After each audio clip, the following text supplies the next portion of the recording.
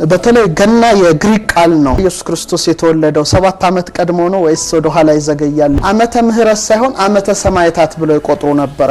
እነ ኔሮን ቄሳር፣ እነ ትራጃን፣ እነ ማርቆስ አውሬሊየስ፣ እነ ዲዮቅልጥያኖስ፣ እነ መክሲሚያኖስ ወዘተርፈ ዓለሙም ለሁለት ነው የተከፈለው። አንደኛው ክፍል በኢትዮጵያ ከተነሱ ሊቃውንት መካከል እነ ሊቀ ሊቃውንት አያሌው ታምሩ የሁለቱንም ሊቃውንት ጥናት ማየት ያስፈልጋል የሚል እምነት አለ። ለመጀመሪያ ጊዜ ስለነዚህ የተናገረ በኦሪት ዘኍልቍ ምዕራፍ 24 ቁጥር 17 ላይ በለዓም ምን ይላል? አያዋለሁ አሁን ግን አይደለም። ይሄ ደግሞ የኩሽ ትውልድ ነው። ለምሳሌ ዳዊት በመዝሙር 71 ቁጥር 9 ላይ የማቴዎስ ወንጌል ምዕራፍ 2 ላይ ስናነብስ ሶስተኛው አሁንም በመዝሙር 67 በቅንፍ 68 ቁጥር 31 ላይ ኢሳይያስ በምዕራፍ 60 ከቁጥር 1 እስከ 6 ላይ ከቀዳማዊ ምኒልክ ጋራ ወደ ጽላተ ሙሴ ወደ ኢትዮጵያ ስትመጣ ዊሊያም ሊዮሃንስበሪ እና ኢሃርፐር ጆንሰን አፍሪካስ ጎልደን ሂስቶሪካል ፋክት አባታቸው በለዓም ነው። ከዛ ትውልዱ ጀረደሽት ይባላል። ውሃ ዳር ሆኖ ፍልስፍና ሲመለከት ድንግል 40 ኮንስታሌሽንስ መዝግቧል። 3ቱ ለኢትዮጵያውያን የሰጠው በአሜሪካ የስነ ፈለክ አስተዳደር ናሳ ላይ መጀመሪያ የተመዘገበችው ኢትዮጵያ ናት። ታህሳስ ብላ የሰየመች ሀገር ኢትዮጵያ ናት። ሌላው ዓለም ይሄንን አልሰየመም። ታህሳስ የማሰስ የመፈለግ ወራት ብላ የሰየመች ሚስተር ጆን ንጉሰ ህንድ ነው ወይስ ስጦታ መስጠት ለኢትዮጵያውያን እንግዳ አይደለም። በአንደኛ ነገስት 10:10 ላይ ሰባ ሰገል ስማቸው ማን ነው ከየትስ ተነሱ የሚለውን እያንዳንዱን ማየት እንችላለን።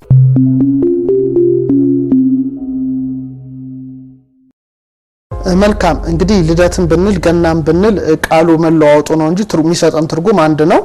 በተለይ ገና የግሪክ ቃል ነው። ጌኒዮ ይላሉ ወይም ጌና እንለዋለን። ምን ማለት ነው? ልደት ማለት ነው። ትርጉሙ በግዕዝ ሲተረጎም ልደት ብለዋል። በተለይ ጌና የሚለውን ስያሜ ሁሌ የምንጠቀምበት ታኅሳስ 28 ነው በቤተ ክርስቲያን። ታኅሳስ 29ን ልደት እንለዋለን። ታኅሳስ 28ን ጌና ተብሎ ይታሰባል። አማኑኤልን 28 29ን ደግሞ ልደቱን በዓለ ልደቱ አደረሳችሁ ይባላል። ግን የግሪክ ቋንቋ ነው። በእኛ ደግሞ ልደተ ክርስቶስ ማለት ነው። ታዲያ ኢየሱስ ክርስቶስ የተወለደው 7 ዓመት ቀድሞ ነው ወይስ ወደ ኋላ ይዘገያል የሚለው ትክክለኛው አቆጣጠር የትኛው ነው የሚለውን ማየት ያስፈልጋል የሚል ምልከታ አለኝ። በመሰረታዊ ነገሩ የኛ የዘመን ቀመር ዓመተ ምህረትን መነሻ በማድረግ ነበር ዓመተ ምህረት ብሎ ይቆጥር የነበረው። የምዕራባውያኑ ደግሞ የዘመን ቀመር ዓመተ ምህረት ሳይሆን ዓመተ ሰማዕታት ብሎ ይቆጥሩ ነበር። በተለይ በመጀመሪያው መቶ ክፍለ ዘመን በሁለተኛው መቶ ክፍለ ዘመን ላይ የሮማ ነገስታት በርካታ ክርስቲያኖችን በሰማዕትነት አሳልፈዋል። እነ ኔሮን ቄሳር፣ እነ ትራጃን፣ እነ ማርቆስ አውሬሊየስ፣ እነ ዲዮቅልጥያኖስ፣ እነ መክሲሚያኖስ ወዘተርፈ። ስለዚህ ብዙ ክርስቲያኖች በሰማዕትነት ያለፉበትን መነሻ በማድረግ ወደ 280 ዓመት ልዩነት ነበረን። እኛ ዓመተ ምህረት ብለን ስንቆጥር እነሱ ደግሞ አሰ ወይም ዓመተ ሰማዕታት ሂር ኦፍ ማርቲርስ ብለው ይቆጥሩ ነበር። በኋላ ግን በ6ኛው መቶ ክፍለ ዘመን ዲዮናሲዮስ ኤክሲጊዩስ የተባለ ሮማዊ መነኩሴ ክርስቶስ የተወለደበትን ዘመን ጀምረን መቁጠር አለብን እንጂ ዓመተ ሰማዕታት ብለን መቁጠር የለብንም ብሎ ልደተ ክርስቶስ የተወለደበትን ዓመት ሲያሰላ የ7 ዓመት ክፍተት ሰርቷል ማለት ነው እና 7 ዓመት ጨምሮ አስልቷል። ይሄ እንግዲህ ኤዲ የሚል አቆጣጠር ነው። አኖ ዶሚኒ ማለት ይር ኦፍ ዘ ሎርድ ዓመተ እግዚእ ጌታ ዓመት ነው። እኛ ዓመተ ምህረት እንላለን። ፖፕ ቤኔዲክት እንደ ጎርጎሮሳዊ ዘመን ቀመር 2012 ላይ አንድ መጽሐፍ ጽፎ ነበር። ጂሰስ ክራይስት ዘ ኢንፋንሲ ናሬቲቭ የሚል መጽሐፋቸው ላይ እዛ ላይ ምን ብለዋል? ዲዮናሲዮስ ኤክሲጊዩስ የክርስቶስ የተወለደበትን ዓመት ሲያሰላ 7 ዓመት ጨምሯል በስህተት እንጂ ክርስቶስ 7 ዓመት ወደ ኋላ መመለስ አለብን ያልተወለደበትን ዘመን ነው ጨምረን የቆጠር ነው ብለው 7 ዓመት ስህተት እንደሰራ ጽፈዋል። ስለዚህ እነሱ ምሁራን ጭምር ይሄን የመሰከሩት በመሆኑ ትክክለኛ ጌታችን መድኃኒታችን ኢየሱስ ክርስቶስ የተወለደበትን ዓመት የምታሰላው ኢትዮጵያ ናት። እንግዲህ ሰባ ሰገል ጌታችን መድኃኒታችን ኢየሱስ ክርስቶስ በተወለደበት ጊዜ ወርቅ፣ ዕጣን፣ ከርቤ ይዘው ከወደ ምስራቅ እንደመጡ ወንጌላዊ ማቴዎስ ጽፎልናል። የምን ሰዎች እንደሆኑ አልጻፈልንም፣ ቁጥራቸውን አልጻፈልንም።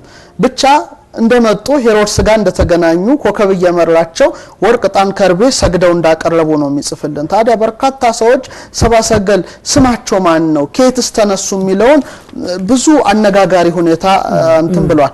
ምዕራባዊ ናቸው የሚል የለም። ግን ምንድነው የምስራቅ ሰዎች የፐርሺያ ሰዎች ናቸው የሚሉ አሉ። ግን ዓለሙም ለሁለት ነው የተከፈለው። አንደኛው ክፍል ሶስቱም ኢትዮጵያውያን ናቸው ወርቅ፣ ዕጣን፣ ከርቤ ይዘው ሄዱ የሚሉ አሉ። አይደለም ከሶስቱ አንዱ ነው የሚላልና ሁለቱንም ማቅረብ ያስፈልጋል የሚል እምነት አለኝ። ለምሳሌ በኢትዮጵያ ከተነሱ ሊቃውንት መካከል እነ ሊቀ ሊቃውንት አያሌው ታምሩ የመሳሰሉ ታላላቅ ሊቃውንትና አለቃ ተገኝ ሶስቱም ኢትዮጵያውያን ናቸው ብሎ መከራከሪያ ያቀርባሉ። መተርጉማኖቹ ደግሞ ምን ይላሉ? አይ ሶስቱም ሳይሆኑ አንዱ ነው ኢትዮጵያዊ የሚል ምልከታ አላቸው። እንግዲህ ይሄን ለማጥናት መነሻቸውና ምንጫቸውን የሁለቱንም ሊቃውንት ጥናት ማየት ያስፈልጋል የሚል እምነት አለ። እንግዲህ ስለ ሶስቱ ነገስታት ትንቢት ተነግሯል። አስቀድሞ ትንቢቱን የተነገረው ለማን ነው ሲባል ወደ ኢትዮጵያ የሚያመዝን ክፍል አለ። እያንዳንዱን ማየት እንችላለን። ለመጀመሪያ ጊዜ ስለነዚህ የተናገረ በኦሪት ዘኍልቍ ምዕራፍ 24 ቁጥር 17 ላይ የኩሽ ዘር የሆነው የቢዖር ልጅ በለዓም ነው።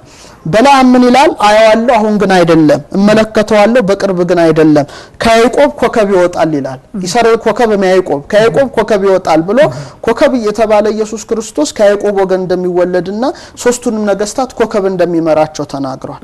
ይሄን የተናገረው በለዓም ነው ለመጀመሪያ ጊዜ። ይሄ ደግሞ የኩሽ ትውልድ ነው።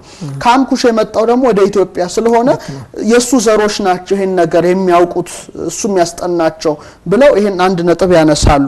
ሁለተኛ ግን አስቀድሞ በነቢያት ትንቢት ተነግሯል። ሶስቱ ነገስታት ወርቅ፣ ዕጣን፣ ከርቤ እንደሚያቀርቡ።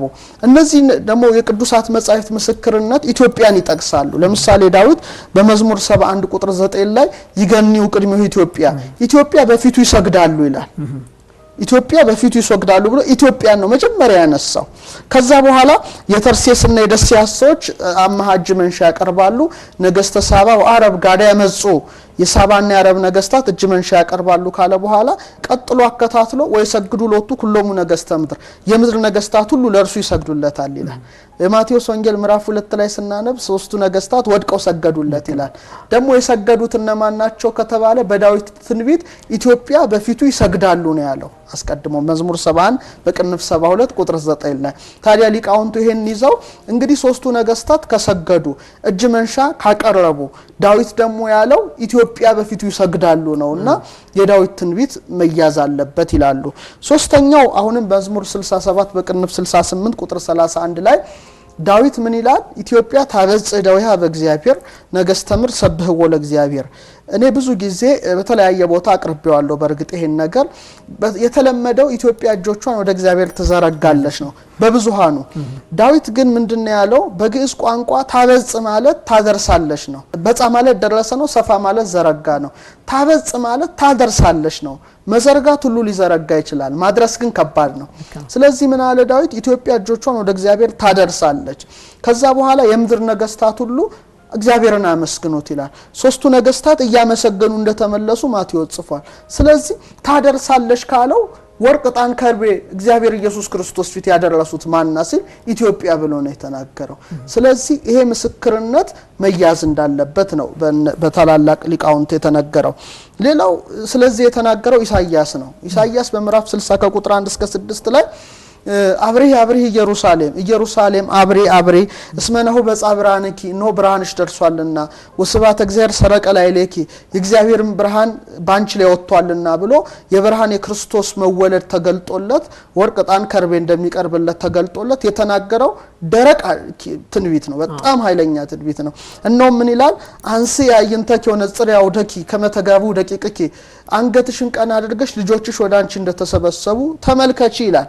ይሄን አለቃ ተገኝ ሲተረጉሙት ከቀዳማዊ ምኒልክ ጋራ ወደ ጽላተ ሙሴ ወደ ኢትዮጵያ ስትመጣ 318 ሌዋውያን የእስራኤል ካህናትና ልጆቻቸው ትውልዶቻቸው መጥተዋል። 1000 ዓመት ሞልቶታል። ብዙ ተባስተዋል ኢትዮጵያ ላይ። ስለዚህ ሶስቱ ነገስታት ሲሄዱ የጥንት ሀገራችን ኢየሩሳሌምን እስቲ እንመልከት ብለው ልጆቻቸውን በትከሻቸው አዝለው አጅበው ሄደው ነበር። ስለዚህ ኢሳይያስ ልጆችሽ ወዳንቺ እንደተሰበሰቡ ተመልከቺ ብሎ ተናግሯል ይላሉ። ይቀጥልና የግመሎች ብዛት የሚዲያም የጌፌር ግመሎች ይሸፍኑሻል ካለ በኋላ ሁሉ ከሳባ ይመጣሉ፣ ወርቅንና ዕጣንን ያመጣሉ፣ እግዚአብሔር ምስጋና ያወራሉ ይላል። ስለዚህ ሁሉ ከሳባ ይመጣሉ ነው ብሎ ኢሳይያስ የተናገረው። ስለዚህ ሁሉ ካለ እንግዲህ ከኢሳይያስ ቃል ከቅዱሱ ነብይ ቃል ወዴት ይወጣል? ስለዚህ ሁሉም የሄዱት ከዚህ ነው የሚል የሊቃውንቱ ምርመራ አለ። እነዚህ ሶስቱ ነገስታት እንግዲህ አባታቸው በለዓም ነው። ከዛ ትውልዱ ዠረደሽት ይባላል። ዠረደሽት ከአንድ ቀን ቀትር 6 ሰዓት ላይ ውሃ ዳር ሆኖ ፍልስፍና ሲመለከት ድንግል በሰሌዳ ኮከብ ተስላ ልጇን ታቅፋ ብዙ እልፍ አእላፋት ከዋክብት ዙሪያውን ይመለከታል። ይሄን ሲመለከት እንዲህ ያለ ኮከብ ሲወጣ በሰማያዊ ንጉስ ይወለዳል ብሎ ያየውን በሰሌዳ ብርት ላይ ከሳለ በኋላ ይሄን ከአዳም ጀምሮ የተላለፈውን ወርቅ ዕጣን ከርቤ ወስዳችሁ ገብሩለት ብሎ ነግሯቸው ነበር። ስለዚህ እነዚህ ነገስታት ወደ ምስራቅ እየሄዱ ተራራ ላይ ሆነው ከዋክብትን ይመለከቱ ነበር። ወጥቷል ወይስ አልወጣም? ልክ በወጡበት ጊዜ ኮከቡ ወጥቷል። እነዚህ በተነሱ ወደ ሀገራችን እንመለስ ሳይሉ ወዲያው ከምስራቅ ተነስተው ኢየሩሳሌም ስለገቡ ከምስራቅ መጡ ብሎ ወንጌላዊ ጻፈ እንጂ የምስራቅ ሰዎች ናቸው የምስራቅ ነገስታት አላለም ብለው ነው ሊቃውንቱ ያስቀመጡት። ይሄን ስናይ ኢትዮጵያ ሀገር የስነ ፈለክ ምርምር አልነበረም ወይ ብለን ስናይ እውነት ነው። ሰብአ ሰገል ማለት የስነ ከዋክብት ተመራማሪዎች ማለት ነው። እንግዲህ የመርሃ ግብራችንም ስያሜ አንድሮሜዳ ነው። እንግዲህ አንድሮሜዳ የነበረችበት የዛሬ 4000 ዓመት ነው። ንግስተ ሳባ 53ኛ ንግስት ናት። የኢትዮጵያ ታሪክ 3000 የሚባለው ከሳባ ጀምሮ ከማክዳ ጀምሮ ተቆጥሮ ነው እንጂ ከሷ 50 ዓመት ቀድማት ካሲዮፒያ 19 ዓመት ኢትዮጵያ መርታለች። ሴፊዩስ ባሏ ነው፣ አንድሮሜዳ ልጇ ናትና ለመጀመሪያ ጊዜ እንግዲህ ኮንስታሌሽን ስብራተ ከዋክብትን ያጠኑ ኢትዮጵያውያን ናቸው። ለምሳሌ እንደውም ታህሳስ በጣም የሚመች ነበር እንታያሉ። ደብሊው ቅርጽ የምትሰራለች በስተሰሜን አሁን ማታ መሸርት ሲል ተመልካቾች ዞር ብለው ቢያዩታል። ኤም ወይም ደብሊው ቅርጽ ትሰራለች። ሳ ካሲዮፒያ ወሰደቻት። የእርሳስ ቅርጽ የሚሰራ ደግሞ ወደዛ ጋር አለ ትንሽ ጠጋ ብሎ እንዲህ ነው የሚሰራው እንደዚህ የእርሳስ ቅርጽ እሱ ሴፊዩስ ይባላል። በላይ ደግሞ ያለች ደግሞ በጣም ዶት ዶት ዶት ሰርታ የምታምር ኮከባለች አንድሮሜዳ ወሰደቻት እና ለመጀመሪያ ጊዜ እንግዲህ ህብራተ ከዋክብትን በስማቸው ያሰየሙ ኢትዮጵያውያን ናቸው። ሁለተኛው መቶ ክፍለ ዘመንና ግሪኮ ሮማን አስትሮኖመር የነበረው ፕቶሎሚ 40 ኮንስታሌሽንስ መዝግቧል። 3ቱ ለኢትዮጵያውያን የሰጠው አሁን በአሜሪካ የስነ ፈለክ አስተዳደር ናሳ ላይ መጀመሪያ የተመዘገበችው ኢትዮጵያ ናት። አንድሮሜዳ ፕሪንሰስ ኦፍ ኢትዮጵያ፣ ልዕልተ ኢትዮጵያ፣ ካሲዮፒያ ኪን ኦፍ ኢትዮጵያ፣ ሴፊዩስ ኪንግ ኦፍ ኢትዮጵያ ንጉሰ ኢትዮጵያ ብሎ በናሳ ዌብሳይት ላይ አለ የኢትዮጵያ 3ቱ ነገስታት። ስለዚህ ስነ ፈለክ ኢትዮጵያ ላይ ተጀምሯል። አዎ ተጀምሯል። ሰብአ ሰገል ምንድናቸው? የስነ ፈለክ ተመራማሪዎች። ከዚህ ጋር እንግዲህ ተመልካቾች እንዲያገናኙት ነው። ሌላው ታህሳስ ብላ የሰየመች ሀገር ኢትዮጵያ ናት። ሌላው ዓለም ይሄንን አልሰየመም። ለምሳሌ በግዕዝ ቋንቋ ሐሰሰ ማለት ፈለገ ማለት ነው። ታህሳስ ማለት የፍለጋ ወራት የማሰስ የመፈለግ ወራት ሲባል ታህሳስ ብለዋል። ለምንድን ነው ታህሳስ ያሉበት ምክንያት? 3ቱ ነገስታት ወርቅ ዕጣን ከርቤ ይዘው አይቴ ያለው ዘተወልደ ንጉስ አይሁድ የተወለደው አይሁድ ንጉስ ወዴት አለ ኮከቡን በምስራቅ አይተን ለእርሱ ልንሰግድ መተናል እያሉ እያሰሱ ፈልገው ስላገኙት ነው ኢትዮጵያ ብቻ ለይታ ታህሳስ የማሰስ የመፈለግ ወራት ብላ የሰየመችው። ይሄ ራሱ አንዱ ማስረጃ ነው ይላሉ። ሌላው አለቃ ተገኝ የሚያቀርቡት ማስረጃ ጀረደሽት ድንግል በሰሌዳ ኮከብ ተስላ ጌታን ታቅፋ አስቀድሞ እንደተመለከተ ቀደምት የኢትዮጵያ ነገስታት ዘውዳቸው ላይ እመቤታችን ጌታን ታቅፋ ይስሉ ነበር። ይሄ እንግዲህ ምንጩን ያገኙ ከጀረደሽት ነው ብለው ያነሳሉ።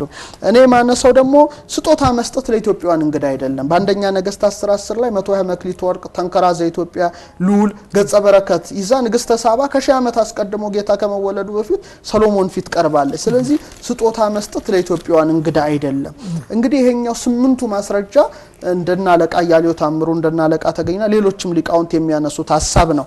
ከዓለም አቀፍ ተመራማሪዎች ደግሞ ዊሊያም ሊዮሃንስበሪ እና ኢሃርፐር ጆንሰን አፍሪካስ ጎልደን ሂስቶሪካል ፋክትስ ወርቃማ የአፍሪካ ታሪክ ብለው በጻፉት መጽሐፋቸው ላይ እንዲህ ብለዋል። ካስፓር ኪንግ ኦፍ ኢትዮጵያ፣ ሜልኪር ኪንግ ኦፍ ኢትዮጵያ፣ ባልዛር ኪንግ ኦፍ ሳባ which was for 1000 years the capital city of the African kingdom የአፍሪካ መዲና የነበረችው የኢትዮጵያ ነገስታት ማንቱሲማር በዲዳስፋ ሜልኮ የተባሉ ናቸው ብለው እነዚህ ዓለም አቀፍ ተመራማሪዎች ጽፈውልናል። ይሄ ለኢትዮጵያውያን ኩራት ነው።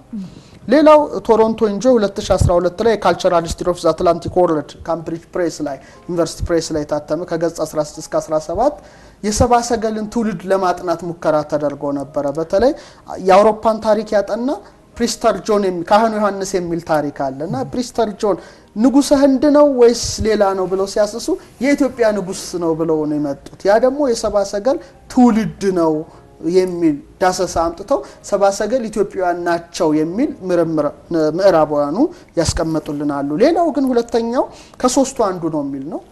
በተለይ ቤዴ የጻፈው ነው በ8ኛው መቶ ክፍለ ዘመን ወርቅ ያቀረበው ሜልኩ ወይም ሜልኪዮር ይባላል የፐርሺያ ንጉስ ነው የሚለው። ማንቱሲማር ወይም ጋስፖር ይባላል እጣንን ያቀረበው ንጉሰ ህንድ ነው። ባልዛር በዲዳስፋ ጥቁር ሆኖ ኢትዮጵያዊ ነው ከርቤን ያቀረበ ነው ይላል። ዛሬ በውጭ ሀገር በሚሰሩ ፊልሞች ላይ ድራማዎች ላይ የልደት ድራማዎች የልደት ፊልሞች ስዕሎች ላይ ሁሉ ስንመለከት አንዱን ጥቁር አድርገው ይስላሉ ኢትዮጵያዊ ነው ብለው ያስባሉ። ስለዚህ ሶስቱም ናቸው ቢባልም አንዱም ናቸው ቢባልም በዛም ሆነ በዚህ ግን በክርስቶስ ልደት ዕለት ወርቅ ዕጣን ከርቤ ካቀረቡት መሐከል መኖራችን የዓለም አቀፍ ጥናትም የቅዱሳት መጻሕፍትም ምስክር ነውና ኢትዮጵያውን በዚህ ሊኮሩበት ይገባል የሚል ሐሳብ አለ።